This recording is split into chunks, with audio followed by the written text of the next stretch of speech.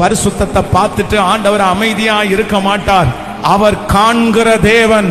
யோசேப்பு போத்திபாருடைய மனைவியின் இடத்திலிருந்து கர்த்தருக்காக வைராக்கியமா நின்னத கர்த்தர் பார்த்தார்ல.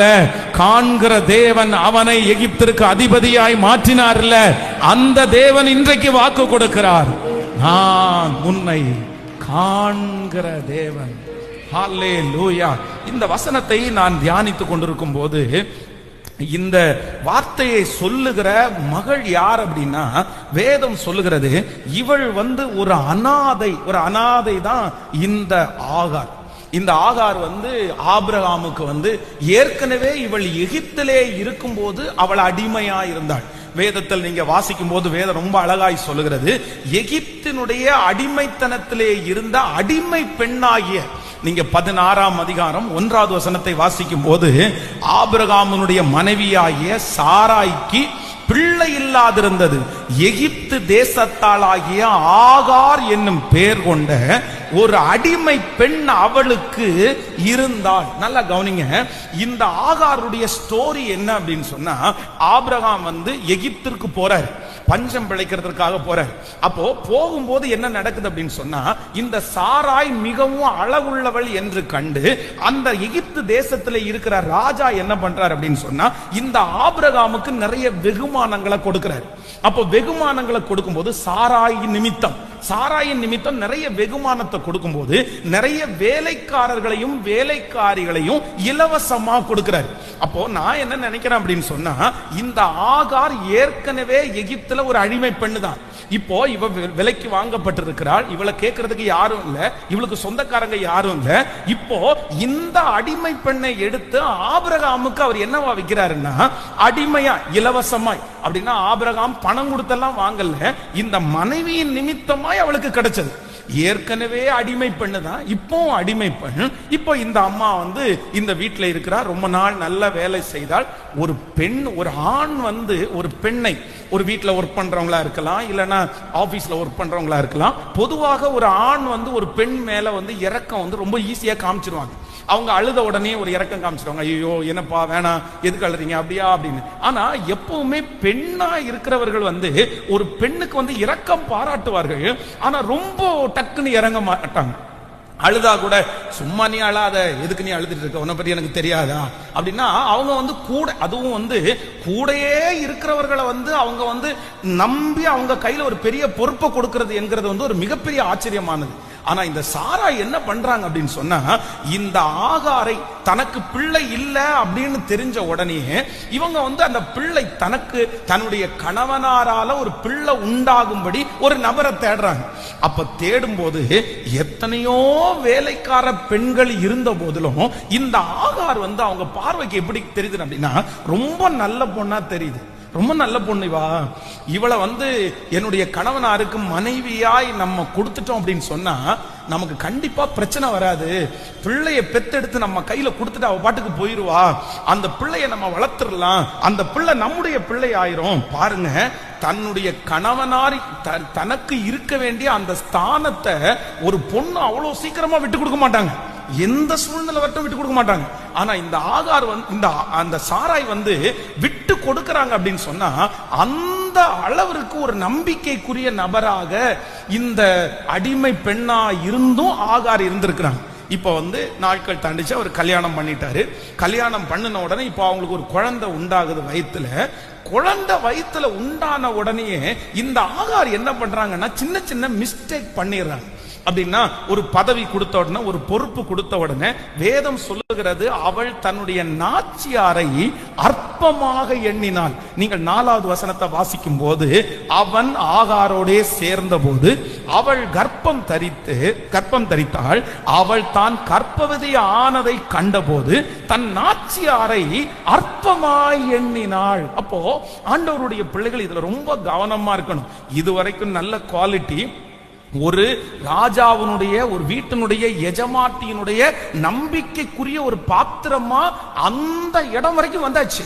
அவ்வளோ பெரிய இடம் வரைக்கும் வந்தாச்சு. ஆனா ஒரு செத்த தைலக்காரனுடைய மொத்த தைலத்தையும் நாரி கெட்டு போக பண்ணுன்னு சொன்ன அந்த வசனத்தின்படி ஒரு சின்ன மிஸ்டேக் என்ன அப்படின்னு சொன்னா, தனக்கு ஆசீர்வாதம் வந்த உடனே, தனக்கு பேர் வந்த உடனே, தனக்கு ஒரு மதிப்பு வந்த உடனே, தனக்கு ஒரு பொறுப்பு கொடுத்த உடனே இவங்க யார அற்பமா நினைச்சிட்டாங்க அப்படின்னு சொன்னா, பொறுப்பை கொடுத்த அந்த சாராய ரொம்ப சீப்பா, ரொம்ப கேவலமா, அற்பமா, அது எவ்வளவு டெபினிஷன் தெரியல, அற்பமா அப்படின்னா உனக்கு குழந்தை இல்லையே, எனக்கு குழந்தை இருக்கு பாரு, நீ என்னதான் அவருக்கு மனைவியா இருந்தாலும் நீ அப்படி நிறைய உங்களுக்கு தெரியும்ல, அந்த மாதிரி ஒரு பெரிய ஒரு வார் போயிட்டு இருக்குது.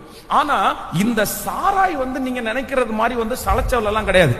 என்னதான் இருந்தாலும் தன்னுடைய எஜமாட்டின்ற அந்த கெத்து, எஜமாட்டின்ற அந்த பெருமை கண்டிப்பா என்ன பண்ணிதான் இருக்கும். பொதுவாக நமக்கே அப்படிதான், யாராவது ஒருத்தர் தாழ்மையா பேசிட்டாங்கன்னா நம்ம விட்டுருவோம், சரி ஓகே பரவாயில்ல அப்படின்றோம். ஆனா அதே அவங்க பெருமை அடுத்து நீயா நானான்னு கேட்டா, நம்ம ஒரு நல்ல போஸ்டிங்ல இருந்தா, நம்ம உயரத்துல இருந்தா பாத்துடலாமா அப்படின்னு சொல்லி வயிற்றுல குழந்தைய சுமக்கும் போது இந்த சாரா என்ன பண்றாங்க அப்படின்னா, ஒரு பெரிய டார்ச்சரை கொடுக்கறாங்க, அவங்கள ரொம்ப வருத்தப்படுத்துறாங்க. இந்த வருத்தத்தை தாங்க முடியாம இனி இந்த வீட்டுல நம்மளால இருக்கவே முடியாது. இப்போ தன்னுடைய அந்த யாரால கர்ப்பமானாங்களோ ஆபிரகாம், இந்த ஆபிரகாம் இடத்துல போய், ஐயா உங்க மனைவி இவ்வளவு என்ன மோசமா நடத்துறாங்களே, நீங்க கொஞ்சம் கேட்க கூடாதா அப்படின்னு சொன்னா கண்டிப்பா ஆபிரகாம் கேட்கவே முடியாது. ஏன் அப்படின்னு சொன்னா, ஒரு காலகட்டம் வரும்போது இந்த பொண்ணையும் குழந்தையும் வெளியே துரத்துங்க அப்படின்னு சொன்ன உடனே ஆபிரகாம் போய் யார்கிட்ட கேட்கிறாரு? ஆண்டவர்கிட்ட கேட்கிறாரு. ஆண்டவர் என்ன சொல்றாரு? உன் மனைவி என்ன சொல்றாளோ அப்படின்னா, தன்னுடைய மனைவிக்கு எதிர்த்து பேசுற அளவுக்கு இவருக்கு திராணி இல்லை, பண்ண முடியாது, சும்மா கடை அப்படியெல்லாம் சொல்ல முடியாது, அந்த அளவுக்கு இவரு. அப்போ இந்த சாராய்க்கு அம்மா இல்ல, அப்பா இல்ல, குடும்பம் இல்ல, ஒரு அனாதை. இந்த இடத்துல இது பிழைக்கிறதுக்காக வந்தவள், அந்த இடத்துலயும் ஆதரவு இல்லை. இப்போ தனக்கு ஒரு கல்யாணம் ஒண்ணு ஆயிடுச்சு, அந்த திருமணத்துல கணவனார் தனக்கு குழந்தைய கொடுத்தாரு, தன்னை என் மனைவிதான் இவா, இவளை ஏன் இப்படி நடத்துற அப்படின்னு கேட்கிற அளவிற்கு கூட இந்த வீட்டுல யாருமே இல்லைன்னு தெரிஞ்ச உடனே இந்த ஆகார் ஒரு முடிவு எடுக்கிறாங்க. நான் என்ன பண்ண, இந்த வீட்டை விட்டு நான் ஓடிட போறேன். வேதம் சொல்கிறது, அதற்கு ஆபிரகாம் சாராயை நோக்கி, இதோ உன் அடிமை பெண் உன் கைக்குள்ளே இருக்கிறாள், உன் பார்வைக்கு நலமானபடி அவளுக்கு செய் என்றார். அப்பொழுது சாராய் அவளை கடினமாய் நடத்தினபடினால் அவளை விட்டு ஹலோ, இப்போ பிரச்சனை பெருசாய் கணவனிடத்துல போகும்போது இவர் என்ன பண்ணிட்டார் அப்படின்னு சொன்னா, அப்படியே பிலாத்து மாதிரி கை கழுவிட்டாரு. உன்னுடைய அடிமை பெண் யாருடைய கையில இருக்கிறா? உன் கையில இருக்கிறா, உனக்கு நலமானபடி நீ செய் அப்படின்னு சொன்ன உடனே, இப்ப கணவனாரும் உரிமை கொடுத்த உடனே இந்த சாராய்மாய் தன்னுடைய இருதயத்தை கல்லாக்கிட்டு எப்படி நடத்தினாங்களாமா? கடினமாய் நடத்தினார்கள். அப்படின்னா ஒரு குழந்தை வயிற்றுல சுமக்கும் போது பிள்ளைகளுக்கு பொதுவா ரெஸ்ட் எடுக்கலான்னு தோணும், பொதுவா ஒரு வித்தியாசமானதை சாப்பிடலான்னு தோணும், உட்காரலான்னு தோணும், என்னன்னு நிறைய யாராவது ஒருத்தர் நம்மள அப்படியே தாங்கினா நல்லா இருக்கும் அப்படின்னு தோணும். இப்ப கன்சீவா இல்லைன்னா பெருகனண்டா இருக்கிற சிஸ்டர்ஸை கூப்பிட்டா தெரியும், அந்த டைம்ல அவங்களுக்கு இல்லாத அன்பெல்லாம் தேவைப்படும், அவங்கள ரொம்ப நல்லா வச்சுக்கணும் அப்படின்னு நினைப்பாங்க. அந்த மாதிரி ஒரு ஃபீல் அவங்களுக்கு கடந்து போகுது பாருங்க. ஆனா இந்த இடத்துல அதற்கு மாறா என்ன நடக்குதுன்னா, கடினமா நடத்துறாங்க.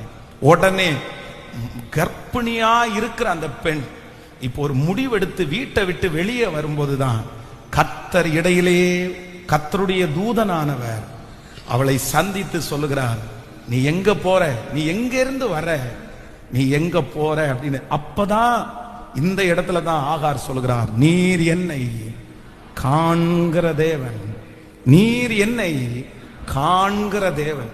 அப்போ இந்த வசனத்தை எனக்கு தியானிக்கும் போது இந்த அனாதைக்கு, இந்த அனாதை பெண் கேட்கிறதுக்கு யாரும் இல்லை, திரும்பி வான்னு கூப்பிடுறதுக்கு யாருமே இல்லை. இந்த ஆகார் தன்னுடைய வீட்டை விட்டு வெளியே போயிட்டார் அப்படின்னா, திரும்ப இவளை ப்ளீஸ் பண்ணி என் வீட்டுக்கு வான்னு கூப்பிடுறது கூட யாரும் இல்லை, ஐயோ உனக்கு இப்படி கொடுத்துட்டாங்க அப்படின்னு சொல்றது கூட யாரும் இல்லை. ஆனா நான் நம்புறேன், ஒடுக்கப்படுகிறவருடைய பட்சத்திலே கர்த்தர் இருக்கிறார்.